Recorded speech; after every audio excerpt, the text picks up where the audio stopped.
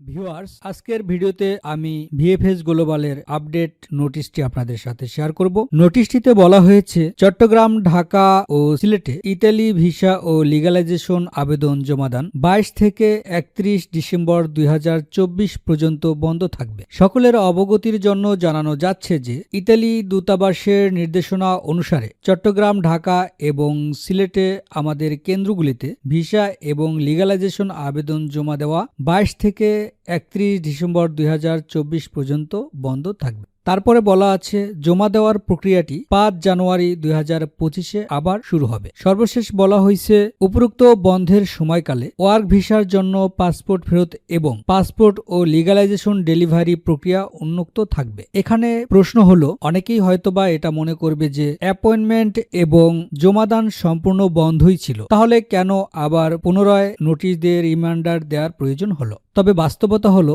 যদিও জমাদান এবং অ্যাপয়েন্টমেন্ট কার্যক্রম স্থগিত ছিল এবং তাদের প্রেস রিলিজ অনুযায়ী প্রভিন্সিয়াল ইমিগ্রেশন অফিসে নুল্যস্তা যাচাই বাছাইয়ের জন্য পাঠানো হয়েছিল। মূলত প্রভিন্সিয়াল ইমিগ্রেশন অফিসে যাচাই বাছাইয়ের পরে যে নুল্যস্তাটা রিলিজ দেওয়া হবে সেটার অ্যাপয়েন্টমেন্ট দেওয়া হবে, এমনটাই বলা ছিল প্রেস রিলিজ অনুযায়ী। সেই প্রেস রিলিজ অনুযায়ী যাদের যাচাই বাছাই প্রক্রিয়া সম্পন্ন হয়েছিল এবং যারা ভিসা পাওয়ার যোগ্য ছিল তাদেরকে অ্যাপয়েন্টমেন্ট দেওয়া হয়েছে এবং তারা বিগত দিনগুলোতে জমা দিতে পেরেছে এই স্থগিতের মাঝেই, এবং এটা সীমিত সংখ্যক ছিল বলে অনেকেই জানতে পারেন নাই। তবে আমি 17 ডিসেম্বর নিজে একটি জমা করিয়েছি, যেটা আমি আপনাদের সাথে শেয়ার করেছি। আমি মূলত বলতে চাচ্ছি জমাদান কার্যক্রম এবং অ্যাপয়েন্টমেন্ট চালু ছিল এবং সেটা 22 থেকে 31 ডিসেম্বর পর্যন্ত সাময়িক সময়ের জন্য বন্ধ থাকবে, সেই বিষয়টি তারা জানিয়ে দিয়েছে এবং সেটা 5 জানুয়ারি 2025 আবারও শুরু হবে। মাঝের এই সময়টাতে শুধু বন্ধ থাকবে।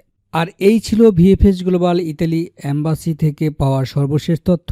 যদি আপনাদের মনে কোনো প্রশ্ন থেকে থাকে অবশ্যই কমেন্ট সেকশনে আমার কাছে জানতে চাইবেন, আমি যতটুকু জানি জানানোর চেষ্টা করব। এতক্ষণ সাথে থাকার জন্য সবাইকে ধন্যবাদ জানাচ্ছি।